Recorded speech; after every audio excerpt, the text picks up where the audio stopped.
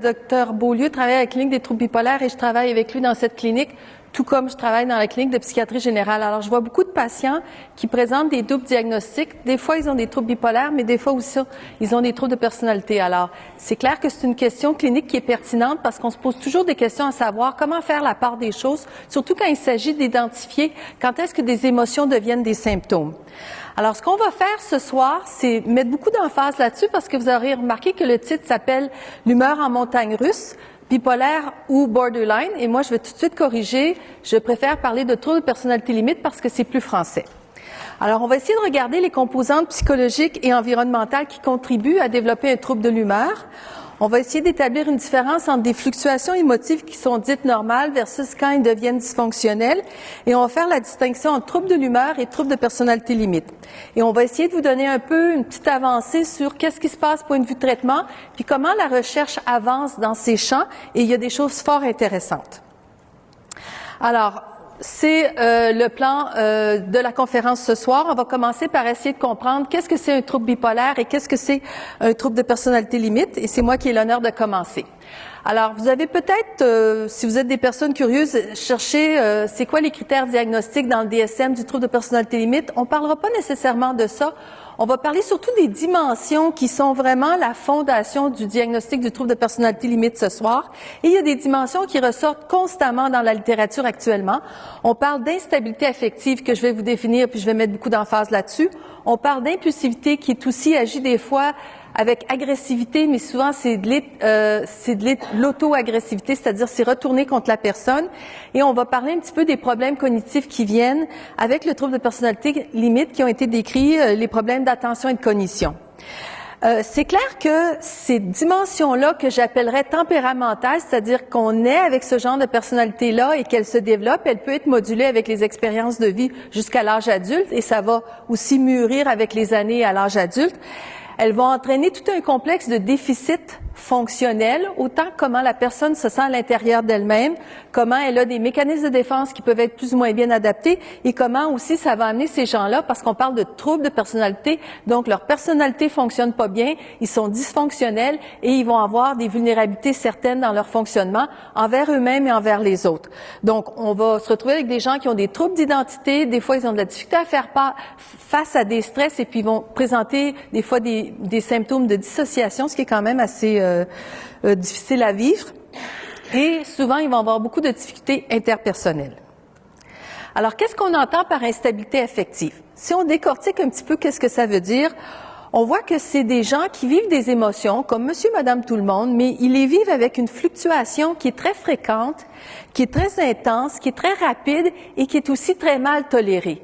C'est des gens qui vont avoir des fluctuations de l'humeur très rapide à l'intérieur même d'une journée, puis c'est pour ça que c'est eux qui vont utiliser le terme qu'ils ont des montagnes russes dans leurs émotions. Ou bien, on peut aussi les appeler des soupes au lait, c'est-à-dire que les émotions vont monter très rapidement comme une soupe au lait, puis ça descend pas toujours aussi rapidement. Donc, c'est des gens qui peuvent être assez souffrants du fait de vivre ces émotions-là d'une façon intense. Ce qu'on doit rajouter aussi, c'est qu'ils ont de la difficulté à tolérer ces émotions-là. Ils ont de la difficulté à les moduler.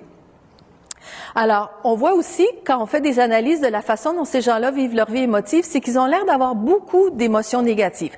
Qu'est-ce qu'on entend par émotions négatives? On parle de tristesse, mais on parle aussi d'anxiété, de colère, de honte, bref, toutes les émotions qu'on trouve plutôt désagréables. Et ils ont beaucoup de colère et de rage. Et il semble que les gens qui ont des troubles de personnalité limite, ils ont beaucoup de difficultés avec ces émotions-là. C'est souvent des gens qui vont le dire eux-mêmes, sont pas mal enragés, ils ont beaucoup d'irritabilité, puis ils ressentent beaucoup de colère à l'intérieur d'eux. En plus, des fois, d'avoir une espèce de dépression chronique. Et ces émotions-là, ils les modulent très mal. Ils savent pas comment les tolérer quand ils les vivent, puis ils savent pas comment, comme monsieur, madame, tout le monde fait, arriver à un stage qui va être plus confortable, qui va leur permettre de dire, OK, j'étais très en colère, mais je suis passée à travers, puis maintenant, je me suis calmée, puis je suis capable de continuer ma journée. C'est des gens qui vont rester avec ces émotions-là, des fois toute la journée, même des fois 48 heures, alors que normalement, la plupart des gens auraient réussi à calmer leur colère au bout de quelques minutes. Et le problème qu'il y a, c'est que parce qu'ils tolèrent aussi mal ces émotions-là, ils vont avoir tendance à essayer de faire quelque chose, donc ils vont être beaucoup dans les actions, souvent de façon impulsive, ça va souvent se retourner contre eux, on se retrouve avec des problèmes comportementaux assez particuliers, puis beaucoup de détresse. Alors, on pense que cette instabilité affective-là, c'est un trait qui est inné, c'est-à-dire qui a été hérité, c'est un tempérament qui a été hérité, donc il y a une tendance familiale peut-être, mais ça peut être acquis quand il y a eu des enfances difficiles, avec des fois de la négligence ou des abus. Des fois, les gens vont avoir plus de difficultés à moduler leurs émotions parce qu'ils n'ont pas appris à le faire. Et ça va influencer beaucoup leur expérience quotidienne. Et comme je vous ai expliqué tantôt, ils ont beaucoup de difficultés à résoudre ces émotions-là. C'est un problème majeur pour les gens qui ont un trouble de personnalité limite. Par contre, on s'aperçoit que cette instabilité-là affective, on la retrouve dans d'autres pathologies psychiatriques. On va la retrouver dans les troubles dépressifs. Ah, tiens donc, dans les troubles bipolaires. On va le retrouver aussi chez les gens qui ont subi des stress post-traumatiques. On peut le retrouver, peut-être que certaines femmes vont se reconnaître là-dedans, avec une certaine instabilité affective en période prémenstruelle. Et on va le retrouver aussi chez les gens qui ont des troubles de conduite alimentaire parce qu'il y a une espèce de comorbidité, surtout chez les gens qui sont boulimiques, avec des fois des traits de personnalité limite. Et on va le retrouver aussi chez les gens qui abusent d'alcool. Puis on peut même le retrouver chez des gens qui ont des problèmes d'épilepsie ou des tumeurs cérébrales. Alors on voit que c'est pas un symptôme qui est limité au trouble de personnalité limite, mais c'est comme si un peu les gens qui ont des troubles de personnalité limite sont un peu souverains de ce symptôme-là. C'est eux qui l'ont le plus marqué, le plus pire, le plus difficile à vivre. Maintenant, l'impulsivité. Les gens qui regardent des fois un petit peu les classifications de troubles de personnalité dans le DSM vont reconnaître qu'il y a un groupe B qui va faire référence à différents troubles de personnalité qu'on dit les impulsifs, ceux qui sont dans les agirs. Alors, ça comprend les gens qui ont des traits de personnalité narcissiques, histrioniques, antisociales et limites. Et on va voir que ces gens-là, ils ont tendance à avoir de l'impulsivité. C'est pas si bien délimité que ça entre un trouble de personnalité versus l'autre. C'est juste qu'il y a peut-être des tendances plus marquées. Et si on regarde qu'est-ce que la personne qui a un trouble de personnalité limite a comme impulsivité, c'est une impulsivité motrice, c'est-à-dire qu'elle a tendance à agir beaucoup ses émotions. Elle est dans les actions et puis elle a pas beaucoup de planification, c'est-à-dire qu'elle réfléchit pas, elle pense pas beaucoup avant d'agir, puis là, des fois, elle se retrouve dans des conséquences qui sont plutôt néfastes. Par rapport à, par exemple, quelqu'un qui aurait des traits de personnalité sociale, lui, ça serait une impulsivité qui serait portée sur le plaisir et puis, encore là, une recherche d'excitation puis de nouveauté, mais sans penser aux conséquences. Tandis que la personne narcissique, elle, ça va être plus une irritabilité, une explosivité, parce qu'elle va se sentir frustrée parce qu'on n'a pas fait attention à son image personnelle. Alors, c'est juste pour dire que l'impulsivité, tout comme l'instabilité affective, peuvent être des dimensions symptomatiques qui sont assez complexes puis qui demandent beaucoup plus de recherche. Puis je pense qu'on va arriver avec peut-être des spécifications par rapport à qu'est-ce qu'on s'attend à retrouver chez certaines personnes ou si on retrouve un certain type d'impulsivité, peut-être qu'à ce moment-là, on pourra traiter cette impulsivité-là d'une façon et non pas d'une autre. Alors, il y a une certaine recherche qui se fait à ce niveau-là. Ce qu'on sait, par contre, c'est que les troubles de personnalité limite ont beaucoup d'impulsivité, puis en principe, ils ont plus d'impulsivité, peut-être des fois, ils en ont autant que les gens qui ont des traits de personnalité antisociale, mais ils vont en avoir plus que les autres troubles de personnalité, puis ils vont en avoir plus que les autres pathologies, dont les bipolaires, parce que les bipolaires aussi ont des troubles d'impulsivité, surtout quand ils sont en hypomanie ou en manie. Dr Beaulieu va vous en parler dans peu de temps. Alors, je vous ai parlé qu'il n'y avait pas beaucoup de planification, puis que c'était surtout par réactivité émotive que les gens qui ont des troubles de personnalité limite vont réagir. Ça donne des conséquences pas très bonnes. Ils ont beaucoup de difficultés interpersonnelles et ils ont souvent une colère inappropriée qui fait qu'ils agissent de façon destructrice dans leurs relations, soit envers eux-mêmes ou soit envers les autres. Et puis souvent, c'est en lien avec le fait qu'ils se sentent rejetés ou abandonnés dans leurs relations interpersonnelles. Ça, c'est un facteur de déclenchement très fréquent pour emmener cette espèce de cascade-là qui mène souvent à des agirs que j'ai dit qui étaient autodestructifs. Alors, ils vont faire des agirs suicidaires, ils vont faire des tentatives de suicide, ils vont s'auto-mutiler, ils vont avoir des abus d'alcool ou de drogue, ils vont faire des troubles de conduite alimentaire de type boulimique, c'est-à-dire trop manger. Ils vont des fois se lancer dans des relations sexuelles sans lendemain. Ils vont avoir des comportements dangereux comme de la conduite dangereuse ou des sports extrêmes. Et ils vont aussi avoir des problèmes de jeu pathologique. Alors, ils sont beaucoup dans les actions qui sont destructrices pour eux, des fois pour leur sécurité personnelle, mais aussi pour leur relation avec les autres.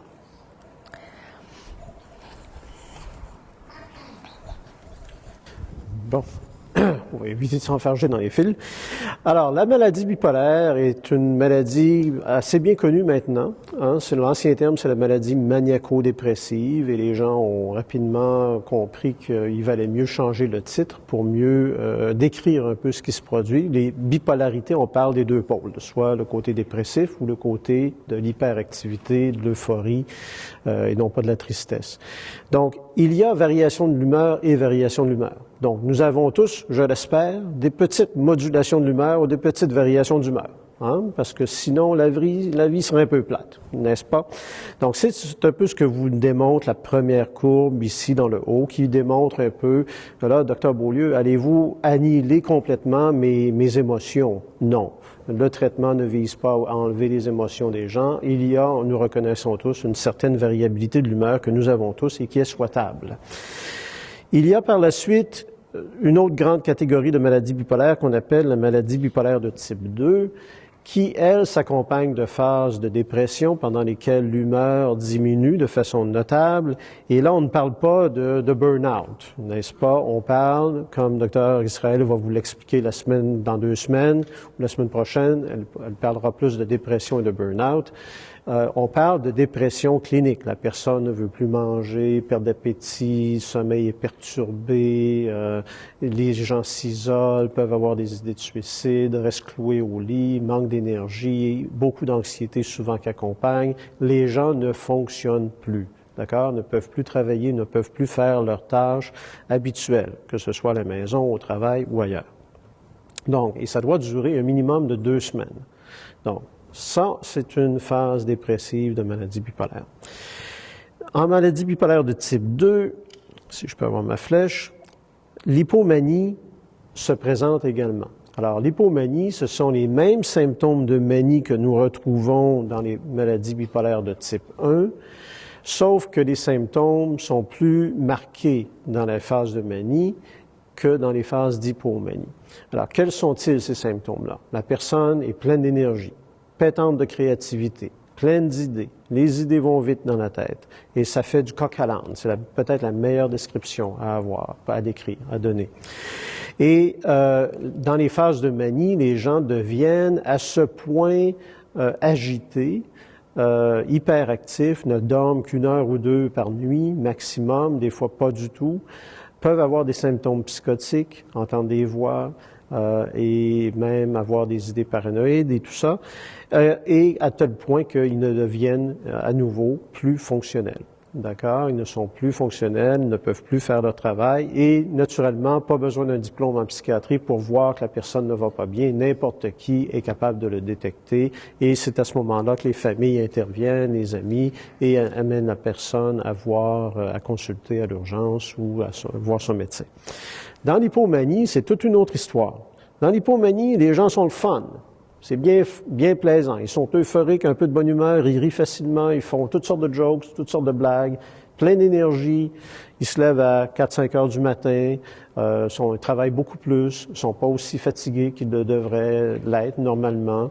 Au lieu de dormir 8 heures par nuit, ils vont dormir 6 à 4 et ils vont continuer à demeurer fonctionnels. Ils vont être plus créatifs, le patron est content, ils sont plus productifs, ils ont des bonnes idées, quelquefois des mauvaises. Et là, ça commence à rentrer c'est là où les troubles commencent à arriver.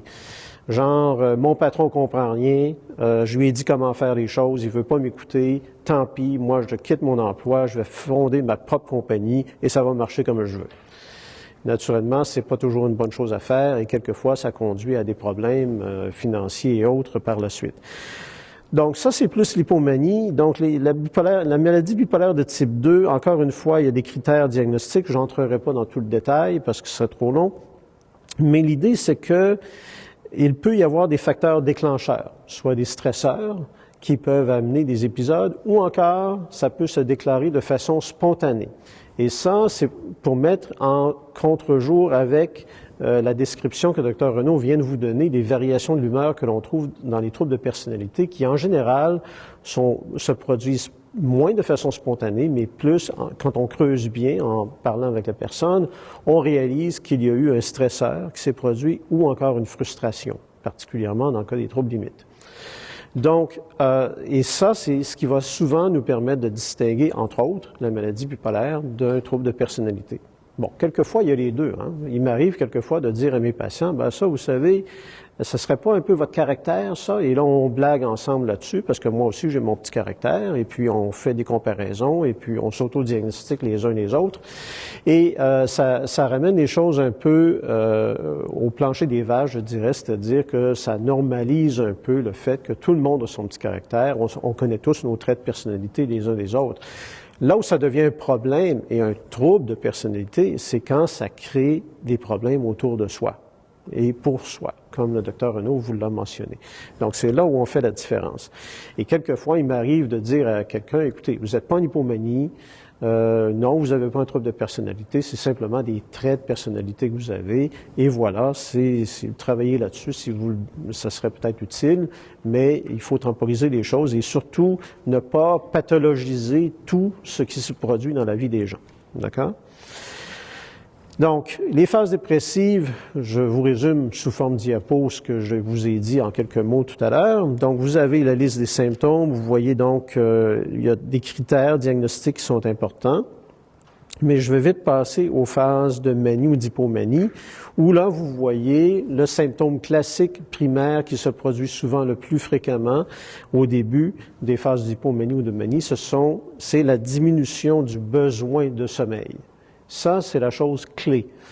Et chaque mot est important dans cette phrase, diminution du besoin de sommeil. L'étudiant à l'université qui est en train de préparer ses examens pour demain ou après-demain, puis qui décide de faire une nuit blanche à étudier, ça, c'est pas une diminution du besoin de sommeil. Vous allez le voir à la taille de ses yeux le lendemain, puis au résultat de son examen par la suite. D'accord? Ce qui fait la différence, c'est que lui, il se force à ne pas dormir. C'est tout aussi mauvais, parce que ça peut produire une phase d'hypomanie ou de manie à la longue. Okay? Mais quand même, il faut le distinguer à l'histoire. La grandiosité, on en a parlé. La fuite des idées, ça veut dire les idées très rapides qui sont tellement décousues qu'on n'arrive plus à suivre ce que la personne nous dit. Les gens parlent souvent très vite.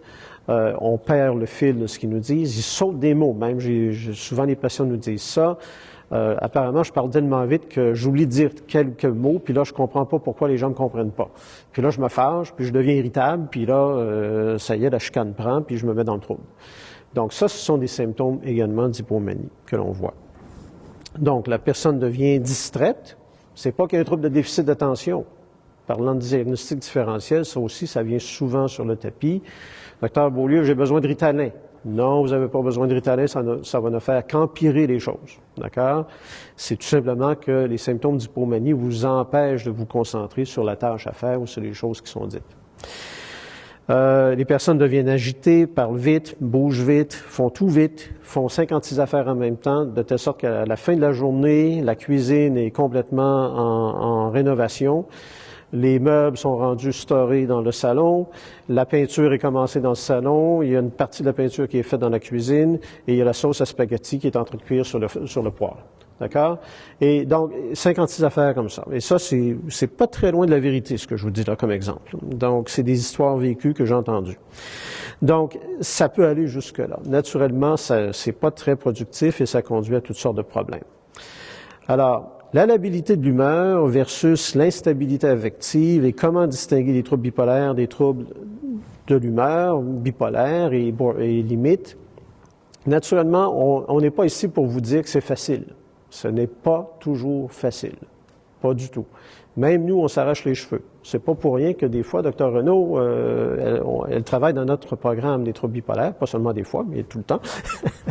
Mais on lui réfère des cas, justement, souvent, où on a des doutes. On se demande, est-ce que c'est l'un ou c'est l'autre, ou est-ce que c'est les deux? Ça peut arriver. Comme je vous ai dit tout à l'heure, on peut avoir les deux. Là où ça devient peut-être plus important au niveau clinique et surtout pour nos patients, c'est de savoir déterminer qu'est-ce qu'on en a à traiter devant nous maintenant. Là. Quelle phase de maladie s'agit-il?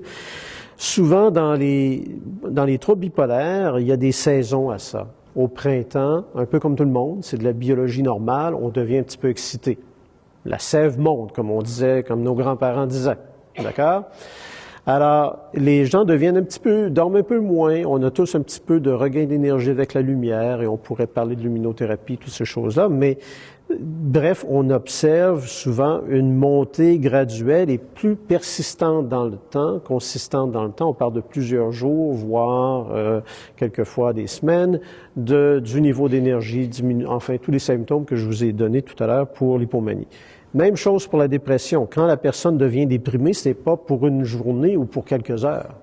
C'est pour des jours et des semaines. Et encore là, on a nos critères diagnostiques. Il faut que ça dure au moins 2 semaines. Il faut qu'on ait toute une série de symptômes. Sinon, on vous diagnostiquerait tous, incluant moi-même, avec un problème psychiatrique.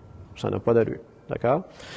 Donc, ça, c'est un élément, je vous dirais, important, c'est l'évolution longitudinale dans le temps des symptômes et surtout d'identifier les facteurs précipitants. Contrairement à ce que l'on voit dans un trouble de personnalité limite, où là, vraiment, ça va du tout au tout, ça varie extrêmement rapidement. En l'espace d'une journée, il peut même y avoir plusieurs variations d'humeur. Bon, ceci dit, il y a toujours des cas d'exception. En maladie bipolaire, ça m'arrive de voir ça également. Mais je n'arrive pas à trouver de facteurs précipitant à ces variations d'humeur-là. Et à ce moment-là, on conclut qu'il s'agit vraiment de variations que l'on dit à cycle rapide, ultradiennes, et que l'on essaie de traiter. Naturellement, c'est pas toujours facile à traiter, mais ça se traite. Donc, vous voyez ici que dans les troubles de limite, il y a beaucoup plus des facteurs de stress ou de frustration, des pertes vécues qui vont générer souvent des variations de l'humeur qui vont être plus brèves dans le temps, qui vont osciller plus rapidement également. La maladie bipolaire est une maladie évolutive. Donc, ça aussi, ça vient complexifier le diagnostic et la distinction des troubles avec d'autres troubles. À l'époque des années 1890, aller jusqu'à 1915 environ, il y avait quand même très peu de traitements disponibles. Et il y avait un psychiatre dénommé Kraepelin qui observait beaucoup de patients avec des variations de l'humeur dans le temps. Et il a très bien décrit de façon extrêmement obsessive et méthodique les variations de l'humeur. Alors, vous voyez ici, par exemple, à l'âge de 15 ans, ce que l'on voit, il y a une répartition de symptômes dépressifs, des phases de mélancolie. Ici, ce qu'on appelle des phases mixtes en gris et ici en jaune, des phases de manie. Ce qui est important ici, je ne rentrerai pas dans les définitions des phases mixtes, ce serait trop long, mais si vous regardez l'évolution dans le temps au cours de la vie, on voit qu'au fur et à mesure où l'âge avance, la proportion d'épisodes dépressifs augmente et la proportion d'épisodes de manie devient pratiquement infime. Bon, ceci dit, j'ai vu des patientes à 80, 85 ans nous faire des phases de manie. Ça se voit, d'accord? Mais c'est beaucoup moins flamboyant qu'à 15 ou 20 ans, d'accord? Et naturellement, la prépondérance et le cheval de bataille, le démon, si l'on veut, pour nous et pour nos patients, ce sont vraiment les phases dépressives qui prennent une plus grande prépondérance avec l'âge qui évolue. Donc, naturellement, le message que je veux vous donner avec cette diapo-là, c'est que quand on prend quelqu'un, disons, qui nous arrive et qui a 35 ans, on a un certain phénotype, on a une certaine présentation de la maladie qui n'est pas la même que si on avait vu cette même personne-là à l'âge de 20 ans, en supposant qu'elle aurait débuté sa maladie à l'âge de 20 ans. Donc ça aussi, ça change le diagnostic, d'où l'importance de prendre beaucoup de temps pour accumuler toute l'information sur l'évolution de la maladie, l'historique de la maladie pour arriver au diagnostic. Alors, au niveau de la phénoménologie, je laisse la parole au docteur à Suzanne. À Suzanne, oui, parce que au travail, vous savez, c'est Suzanne, c'est pas Dr Renaud. OK. Bon, alors, juste pour faire un petit résumé par rapport à ce qu'on vous a dit, le trouble bipolaire, il oscille typiquement entre la dépression, il va passer par ce qu'on appelle l'euthymie, c'est-à-dire qu'il n'y a pas de problème d'humeur, les gens ont une humeur normale, avec l'euphorie. Tandis que le trouble de personnalité, il y a beaucoup plus de labilité, ça fluctue, on a dit, à l'intérieur d'une même journée, mais ils vont rester dans l'euthymie, c'est-à-dire des fois, ils vont avoir une bonne humeur normale, mais quand ils sont dans les émotions, c'est négatif, ils sont rarement euphoriques. Ensuite de ça, chez les troubles bipolaires, on va voir beaucoup de symptômes neurovégétatifs. On entend par là des troubles du sommeil, des troubles de l'appétit. Les gens peuvent être ralentis ou agités sur le plan psychomoteur. On n'observe pas vraiment ça chez les gens qui ont un trouble de personnalité limite. Mais on va les voir quand même plus impulsifs puis hostiles, et puis le rapport va être assez différent. Enfin, comme on vient de l'expliquer, il n'y a pas vraiment de facteurs précipitants évidents. Des fois, c'est les changements de saison. Des fois, il y a des événements qui ont l'air de rendre les gens instables, mais on va retrouver beaucoup plus facilement les facteurs précipitants chez les gens qui ont un trouble de personnalité limite. Alors, le clinicien, n'importe quel psychiatre va regarder beaucoup quelle est la qualité de l'expérience émotive. Alors, on vous a parlé de la qualité des affects, entre négatif et très positif chez les bipolaires et surtout négatif chez les patients qui ont des troubles de personnalité limite. On va regarder jusqu'à quel point c'est un cycle. Euphorie, euthymie, dépression, revient à la normale. Euphorie, ça c'est typique. Euthymie ou des fois flou, plongé dans la dépression, des fois ça se fait à l'intérieur de quelques heures ou de quelques jours. Tandis qu'avec un trouble de personnalité limite, ça va un peu en dents de scie, ça fait vraiment la montagne russe, où est-ce qu'on a l'impression que ça se coud d'un bord, puis on tourne en bas, puis on a la tête à part en bas. C'est vraiment l'impression que les gens qui ont un trouble de personnalité limite ont. Alors, l'instabilité affective va être très prédominante chez le trouble limite et on va voir cette réactivité-là interpersonnelle et la difficulté à moduler comme je vous l'ai expliqué. Alors, on voulait faire un peu la part des choses sur la comorbidité. Moi, j'ai pris le point de vue du trouble de personnalité limite. Comme vous voyez, les gens qui ont un trouble de personnalité limite, ça, c'est juste un trouble de personnalité. On appelle ça l'axe 2 dans le DSM. Ça va sauter dans le DSM-5. Mais on s'aperçoit que souvent, ces gens-là, si on les voit en clinique externe de psychiatrie, c'est parce qu'ils se présentent avec ce qu'on appelle un axe 1. C'est-à-dire qu'ils ont toutes sortes de pathologies. Ils ont des troubles anxieux, ils ont des troubles dépressifs, ils ont des troubles alimentaires. Des fois, ils ont été traumatisés, alors ils ont un syndrome de stress post-traumatique. Ils ont des abus de substances. Mais parce qu'ils représentent souvent un trouble de l'humeur, souvent une espèce de dysphorie chronique qui est pas très bien facilement traitable et puis qui répond pas très bien aux antidépresseurs, on va voir qu'il y a une certaine comorbidité avec les troubles affectifs, dépression, mais aussi des fois la bipolarité. Alors, si on regarde un petit peu la neurobiologie puis la neuroimagerie de tout ça, alors, on s'est aperçu qu'il y avait certaines anomalies cognitives chez les gens qui ont des troubles de personnalité limite. Mais là, il faut s'entendre que ça peut être assez relatif, que c'est pas toujours répété, mais on s'aperçoit qu'il y a peut-être quelque chose qui se passe chez ces gens-là. Leur expérience est peut-être un peu différente des gens normaux. C'est-à-dire qu'ils peuvent avoir des problèmes d'attention, je vais vous en parler un peu plus, puis ils ont des fois de la difficulté à se souvenir qu'est-ce qui s'est passé réellement. Probablement parce que quand ils sont très émotifs, ils se souviennent pas assez bien de ce qui se passe et ils vont avoir tendance à distorsionner leur mémoire ou leur souvenir par moment. Mais on s'aperçoit qu'ils ont aussi des difficultés de base, des déficits primaires qui vont être liés à leur perception des choses, à leur façon de comprendre qu'est-ce qu'ils ont vu, de discriminer entre différents stimulus. Et ils ont aussi des fois pas toujours une bonne mémoire visuelle. Et puis en plus de ça, ils ont de la difficulté à interpréter qu'est-ce qu'ils voient. Alors on s'aperçoit que si on leur montre des visages, ils vont les voir d'une façon un petit peu distordue. Et à ce moment-là, ils prennent pas toujours les bonnes décisions par rapport à ce qu'ils ont vu ou par rapport à ce qu'ils croient avoir compris. Alors, encore là, ça peut être très relatif, puis c'est probablement plus marqué quand ils sont dans des émotions négatives que je vous ai expliqué qu'ils ont de la difficulté à gérer. On a l'impression aussi que les gens qui ont été traumatisés avec des abus physiques, sexuels, de la négligence, qu'ils ont plus de difficultés, puis qu'ils ont peut-être plus de difficultés à intégrer leur expérience. Alors, pour vous montrer, ça, c'est les figures de Ekman, et puis quand on fait passer des tests, puis on demande aux gens, qu'est-ce que vous voyez comme affect? Ça, c'est l'affect qui est censé être neutre. Mais quelqu'un qui a un trouble de personnalité limite, il va dire, elle est fâchée, cette personne-là, ou est honteuse. Alors, ils vont lire quelque chose qui est pas vraiment là. Donc, c'est assez subtil. Puis maintenant, il y a des tests assez raffinés qui vont montrer ce visage neutre-là qui va osciller vers quelqu'un qui va avoir franchement peur ou qui va être franchement triste. Mais c'est quand qu'on fait la différence entre un visage neutre, puis que là, on dit là, c'est clairement déprimé ou c'est clairement triste ou c'est clairement apeuré, que le seuil de discrimination va se faire très sûrement chez les gens qui sont normaux, puis ça va être beaucoup plus flou, puis pas si évident que ça chez les gens qui ont des troubles de personnalité limite. Il y a aussi ce qu'on appelle un contrôle de l'attention forcée. En anglais, effortful attentional control. C'est un concept qui a l'air d'avoir une certaine substance, mais qui aurait besoin d'être confirmé.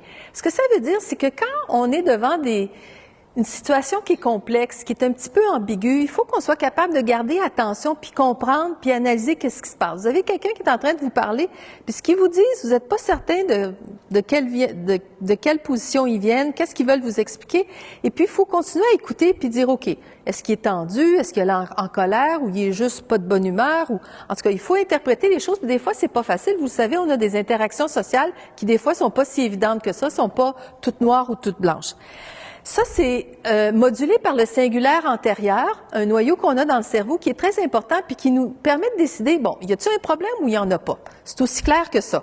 Puis c'est un noyau qui a beaucoup d'importance, par exemple, dans la dépression. On s'est aperçu que si ce noyau-là fonctionne pas dans la dépression, la personne, elle s'en sortira pas. Parce que quelqu'un qui est déprimé, il va dire, tout va mal, tout va mal, tout va mal, alors que peut-être que s'il y avait un fonctionnement meilleur de son singulaire antérieur, il dirait « OK, ça va mal, mais c'est pas grave, demain ça va aller mieux » ou « ça n'a pas d'importance ce truc-là, j'y porte pas attention ». Donc, on a un petit noyau dans notre cerveau qui a beaucoup d'importance, puis c'est ça qui fait qu'on voit toujours la bébite, tout ce qui va pas bien avant de dire « tout va bien ». C'est la tendance naturelle que beaucoup d'humains ont, mais c'est parce qu'on est organisé comme ça, on est habitué. Notre cerveau est habitué à chercher, y a-t-il un problème dans notre environnement?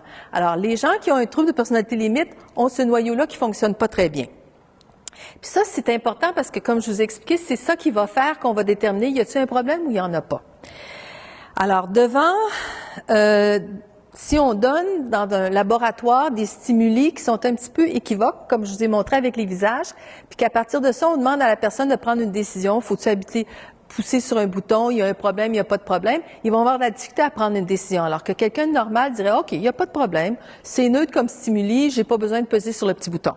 Ce qu'on va voir aussi, c'est que si on les met devant un script, où est-ce que là, on leur dit, ben là, c'est une petite fille, puis qu'elle peut pas voir sa mère parce que la mère est à l'hôpital, puis là, la petite fille est triste puis anxieuse, là, ils vont devenir encore plus désorganisés, puis ils vont avoir beaucoup de difficulté à prendre des décisions parce qu'ils s'identifient à ce genre de situation-là, parce qu'ils ont de la difficulté à vivre ce genre de situation-là. Puis là, on voit qu'ils décident plus du tout très bien, ben OK, c'est juste une histoire, c'est pas moi que ça concerne, puis OK, on va dire qu'il y a un problème, mais je le prendrai pas mal. Alors, c'est des gens qui ont de la difficulté à faire la part des choses. Par contre, si on vérifie d'autres paramètres neurocognitifs dans l'attention, par exemple, ils n'auront pas de problème. Alors, on s'est aperçu que les gens qui sont dans des situations comme ça, avec beaucoup de symptômes négatifs, de stimuli négatifs, qui peuvent avoir de la difficulté à prendre des bonnes décisions. Vous l'avez sûrement déjà vécu, quand vous êtes très émotif, soit parce que vous venez d'avoir très peur ou que vous êtes très triste, vous venez d'apprendre un décès, vous allez être tellement émotif que vous allez voir que vous pensez pas très facilement. Puis ça, c'est un peu normal parce que dans notre noyau limbique, là, c'est comme sous notre cerveau principal, il y a ce qu'on appelle le système limbique, où il y a l'amygdale, qui est le noyau qui évalue les émotions. Puis ça, ce noyau-là, quand il est trop stimulé, il vient inhiber votre cortex frontal qui décide, OK, telle personne est décédée, mais là, il faut que j'organise les choses, il faut que je me calme, il faut que je m'occupe des personnes qui sont encore plus en détresse que moi. Bref, quand on est très émotif, on a de la difficulté à prendre des décisions. Puis c'est un réflexe qui est un petit peu normal. Puis c'est pour ça qu'il faut apprendre à se calmer, contrôler nos émotions, parce qu'après ça, là, nos facultés intellectuelles, notre capacité d'apprendre puis de s'adapter reviennent. Notre frontal est fonctionnel, c'est notre côté plus rationnel. On s'est aperçu que peut-être que chez les patients qui avaient un trouble de personnalité limite, ils sont peut-être des exemples extrêmes de cette difficulté-là à répondre aux stimuli négatifs puis avoir une suractivation de l'amygdale, puis à ce moment-là, avoir un moins bon contrôle attentionnel pour être capable d'examiner la situation puis prendre les bonnes décisions. Alors, c'est peut-être quelque chose, une espèce d'évolution extrême qui ferait que ces gens-là fonctionnent moins bien dans des situations à émotions négatives. Alors, on s'aperçoit ici que justement, quand on essaie de comparer le cerveau de patients qui ont des troubles de personnalité limite versus des patients qui ont un cerveau normal, si on les met dans des visionnements d'images qui sont très négatives, on va s'apercevoir que leur amygdale, ça c'est les petits noyaux jaunes ici, sont très, très, très activés. Et puis, ils ont aussi le gyrus fusiforme, qui ça, c'est un noyau, une partie du cortex qui est en train d'évaluer qu'est-ce qui se passe dans le visage des gens. Parce qu'on est des animaux très sociaux, on a des grandes parties dans notre cerveau qui sont juste en train d'essayer de nous expliquer qu'est-ce qui se passe sur le plan social. Et ça, c'est des activations qui sont beaucoup plus marquées par rapport à des gens normaux. Alors là, je vais vous montrer des diapos très négatives. Si vous êtes des personnes sensibles, vous avez un trouble de personnalité limite, je voudrais fermer les yeux pendant un petit moment parce que c'est pas des images faciles. OK? Docteur Beaulieu m'a dit, montre pas ça. OK. Alors, c'est juste pour vous montrer que quand on montre des images comme ça, c'est très épouvantable. Il y a des images on les regarde puis on est complètement dérangé. Mais vous allez, dans votre cerveau, dire, ah, OK, c'est le docteur Renaud qui veut nous provoquer. Elle veut nous montrer à quoi les gens peuvent réagir, qu'est-ce que c'est une situation de laboratoire où on montre des stimuli aversifs, c'est ce genre d'image-là.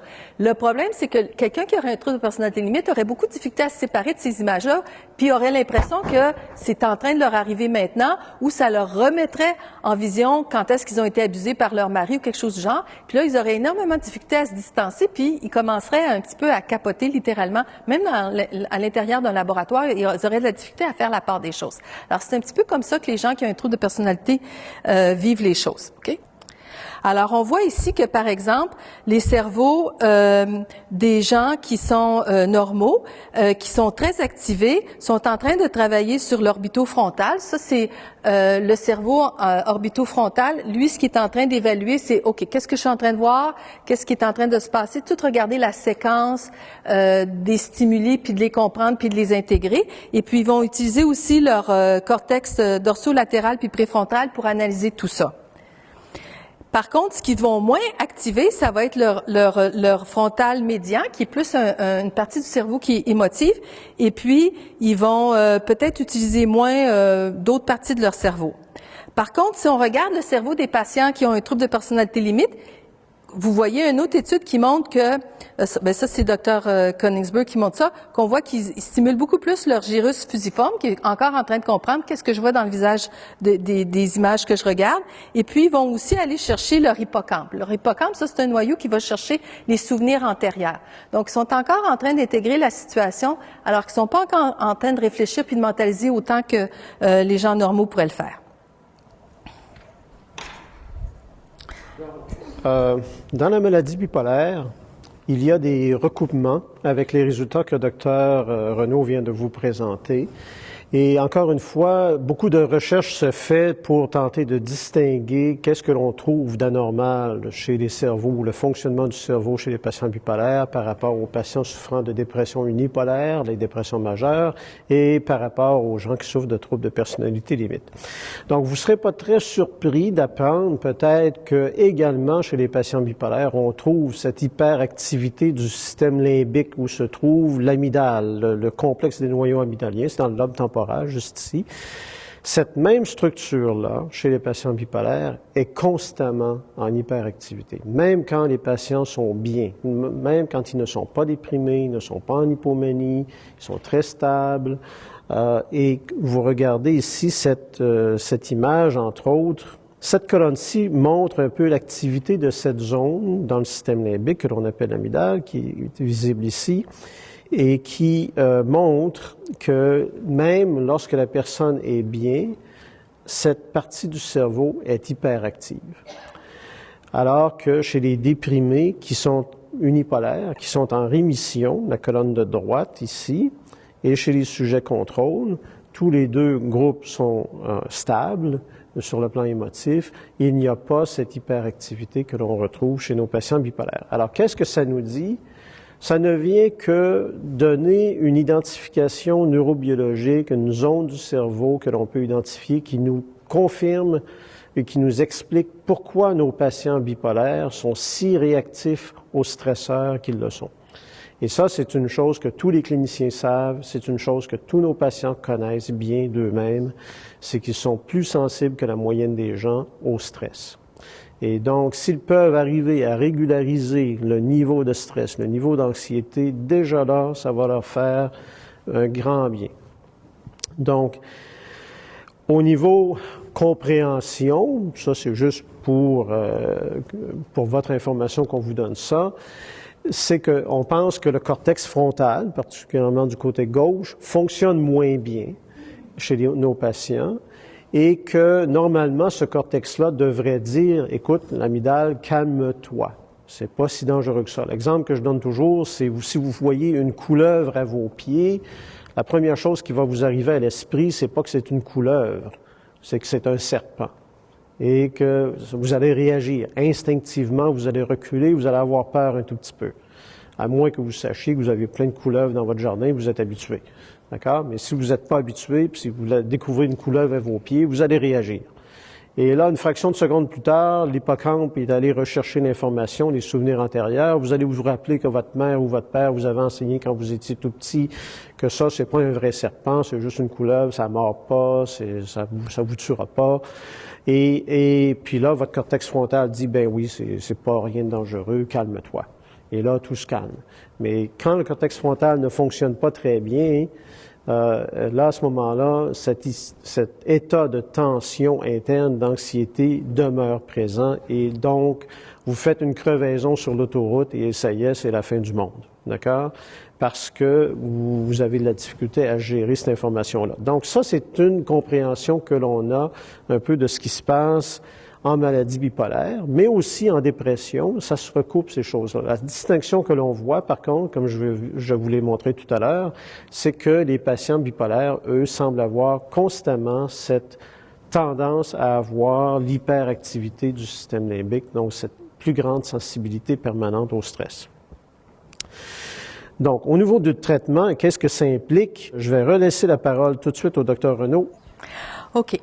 Alors, pour traiter le trouble de personnalité limite, on veut avoir une approche psychothérapeutique, mais des fois, il y a un traitement préparatoire qui peut être très utile et qui s'est démontré efficace. Une approche qu'on dit cognitivo-comportementale ou des fois on l'appelle aussi dialectique, ça dépend quelle technique on utilise pour aider les patients à s'adapter à cette émotivité-là qu'ils ont de la difficulté à contrôler.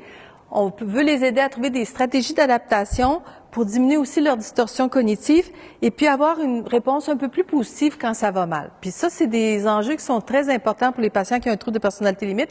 Des fois, ça leur permet juste de dire, OK, maintenant, je peux aller en psychothérapie pour travailler certaines choses sans trop réagir à chaque fois que le clinicien, le psychothérapeute va me dire quelque chose que j'aime pas. Il y a un peu de psychopharmaco qu'on fait, mais pas tant que ça. C'est considéré vraiment secondaire. Ça se peut que des fois, on en utilise parce que les patients, comme j'ai dit, ont un axe 1, ils ont un trouble dépressif, ils ont un trouble anxieux, puis ils nous demandent de les aider. Mais il faut faire attention parce que c'est un piège. C'est pas là qu'est la solution. On veut que la solution passe surtout par la psychothérapie. Là, c'est ça qui est intéressant.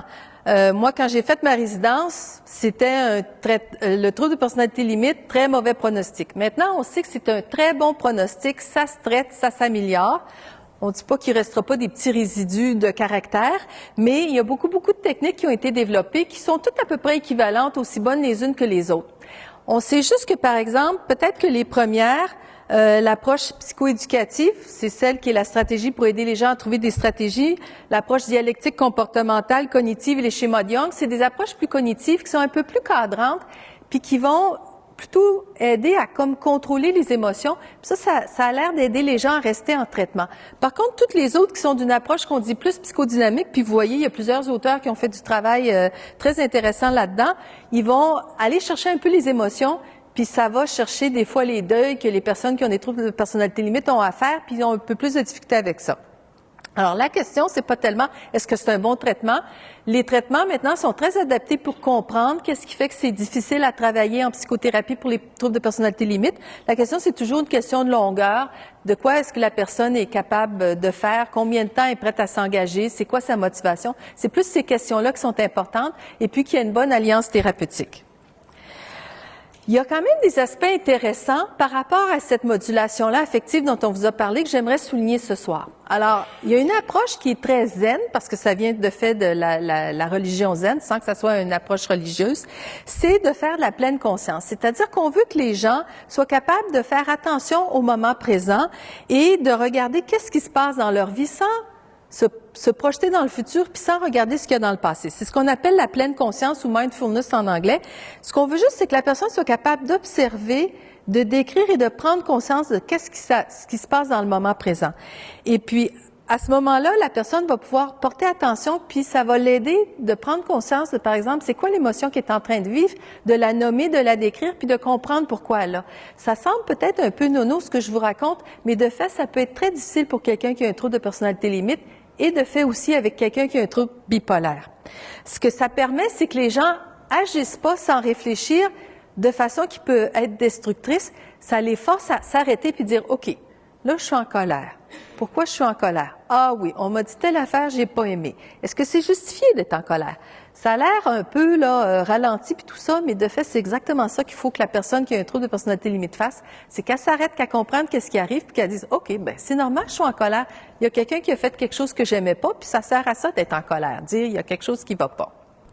Alors, à partir de cette mentalisation-là, de cette mindfulness-là, de cette pleine conscience-là, il y a possibilité de développer des capacités d'auto-analyse. Dans le temps, on appelait ça de l'introspection, mais on appelle ça maintenant de la mentalisation selon Bateman et Fonagy qui dit, bon, ben là, c'est le temps d'apprendre, d'analyser. OK, qu'est-ce que vous sentez à l'intérieur de vous? Qu'est-ce que vous pensez que l'autre est en train d'avoir comme réaction? Pourquoi vous pensez qu'eux autres aussi sont fâchés?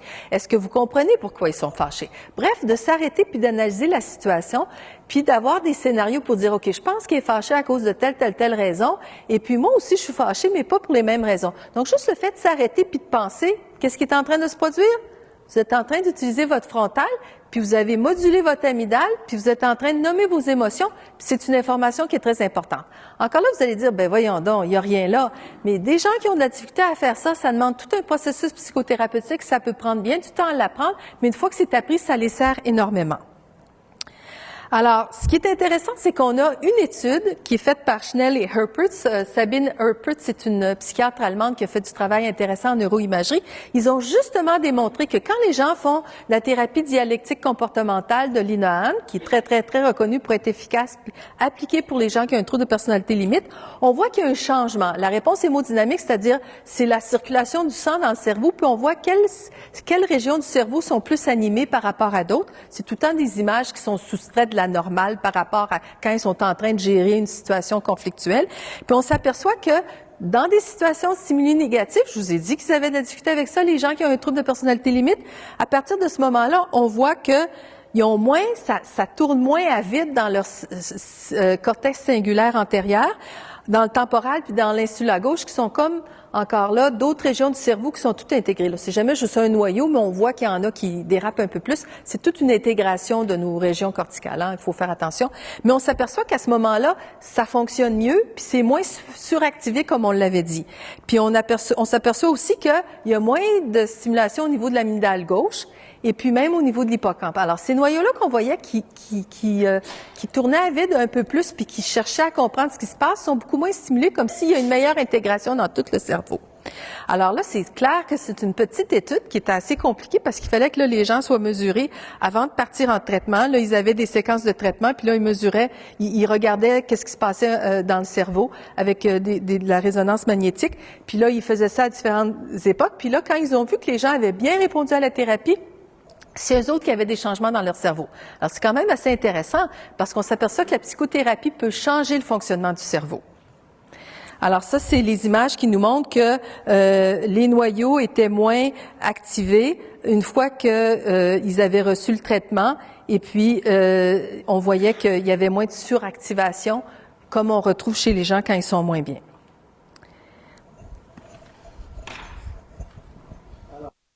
Vous ne serez peut-être pas surpris encore une fois. On vous a montré que dans les deux cas, il y a ce recoupement d'hypersensibilité au stress, d'hyperactivation du système limbique, de la région amygdalienne, etc.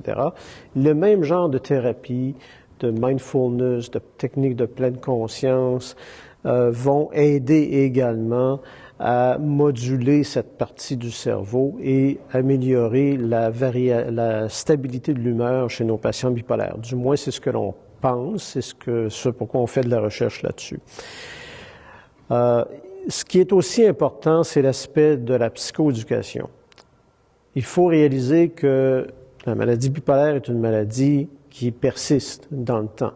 Je vous ai montré tout à l'heure des graphiques qui montraient l'évolution de la maladie à travers les âges, à travers l'âge de la personne.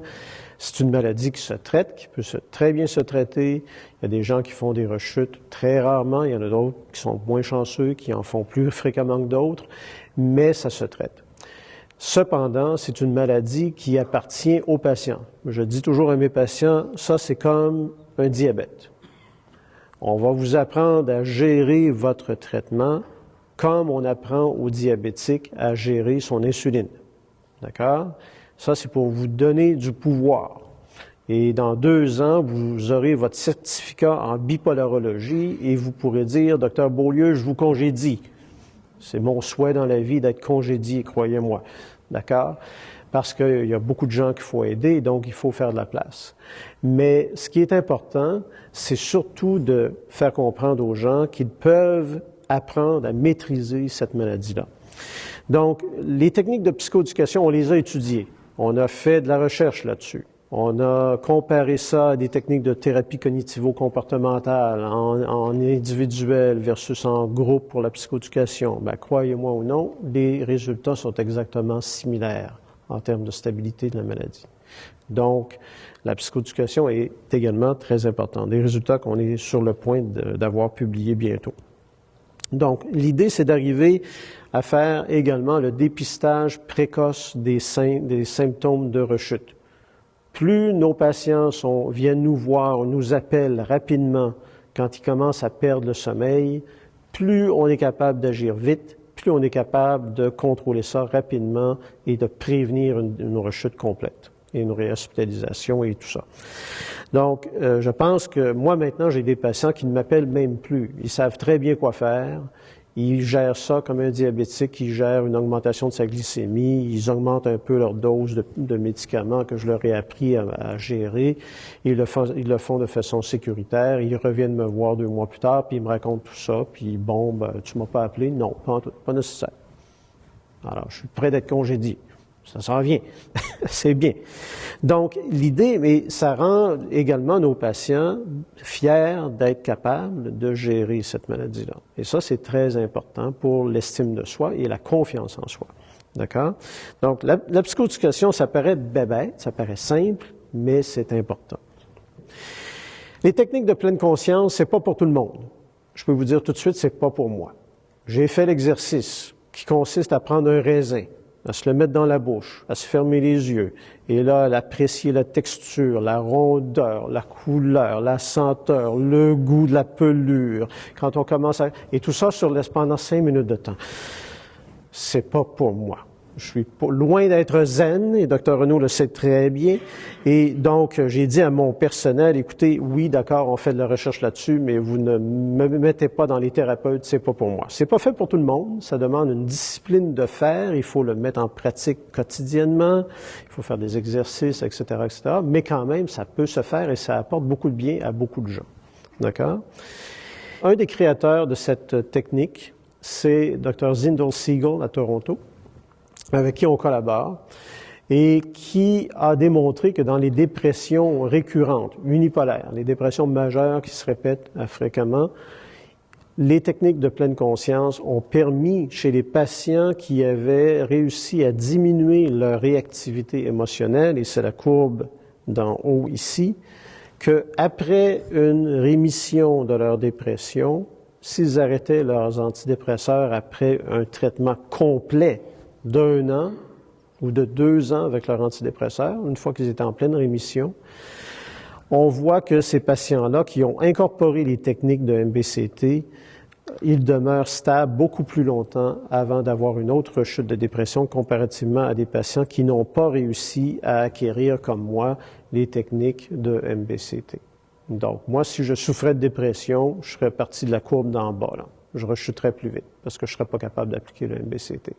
Donc, on pense que ce genre d'approche-là pourrait également être utile pour nos patients bipolaires. Et comme le docteur Renaud vous le disait, les techniques de psychothérapie sont puissantes. Elles peuvent avoir des effets sur le cerveau. Et il en va de même sur le stress. Et c'est un exemple ici simplement de changement d'activité de certaines zones corticales. Je n'entrerai pas dans le détail, chez les patients qui ont acquis les techniques de mentalisation de pleine conscience. Donc, c'est quelque chose quand même d'impressionnant à voir. Et tout ça pour vous dire que le traitement ne consiste pas simplement à donner des pilules. D'accord? Il faut combiner les choses. Je me suis promis ce soir que je ne parlerai pas de pilules. D'accord? Donc, j'ai mis une diapo qui vous oriente. Si vous voulez voir quels sont les traitements que nous recommandons au Canada pour la thérapie des troubles bipolaires, allez voir sur le site canmat.org. Et vous allez voir tous nos guidelines, nos lignes directrices de traitement qui sont maintenant adoptées au niveau international par la Société internationale des maladies bipolaires. Donc, nous sommes un organisme canadien, mais nos guidelines ont été jugés tellement bons qu'ils les ont adoptés au niveau international. Donc, c'est pas pour se vanter, mais quand il faut se vanter comme Canadien, il faut le faire, n'est-ce pas? Cette diapo, c'est la dernière. C'est peut-être une diapo très importante parce qu'elle vous montre que la base de la pyramide de traitement, c'est un peu la pharmacologie parce que c'est une maladie quand même qui requiert une pharmacothérapie, mais la majeure partie de la thérapie ou de la pyramide de traitement repose en fait sur tout ce qui va par après. Une fois que le patient est sorti de sa phase dépressive, de sa phase de manie, il y a tout le travail de reconstruction de l'estime de soi qu'il faut souvent retravailler, des deuils à faire. Souvent, les gens ont vécu des traumatismes dans leur vie. Il faut adresser ces choses-là également. Souvent, c'est des gens chez qui on va leur dire, écoute, le travail de nuit que tu fais, c'est pas très approprié pour ta condition parce que ça va amener des rechutes plus fréquemment. Donc, il faut des fois même impliquer travailleurs sociaux, éducateurs, etc., retourner les gens à l'école, refaire un diplôme dans un autre domaine. Donc, il y a toute une panoplie de traitements qui sont importants et également au niveau familial, il y a des choses qui sont à faire également parce que pour l'entourage de nos patients, souvent la personne devient égale à maladie. Mon Dieu, qu'est-ce qui va arriver s'il dort plus? Qu'est-ce qui va arriver si... Et donc, les gens sont tous très nerveux, c'est normal. Il faut travailler avec les familles également pour tenter d'améliorer ces choses-là et dissocier la personne de simplement la maladie. La personne demeure la personne. Nous traitons une personne et non pas une maladie. Et il faut que l'entourage le comprenne exactement de la même manière. Donc, il y a tout un travail de psychothérapie globale, souvent de réorientation de carrière qui s'ajoute. C'est beaucoup plus un travail d'équipe, je dois vous le dire. Donc, des gens qui traitent la maladie bipolaire, comme les troubles de personnalité d'ailleurs. On ne fait pas ça en solo. C'est pas un docteur tout seul dans son bureau qui fait ça. C'est une équipe de travail, une équipe de traitement qui aide nos patients. Donc, je m'arrête là-dessus. Je pense que par la suite, je laisse la parole au docteur Zakia. Et merci de votre attention.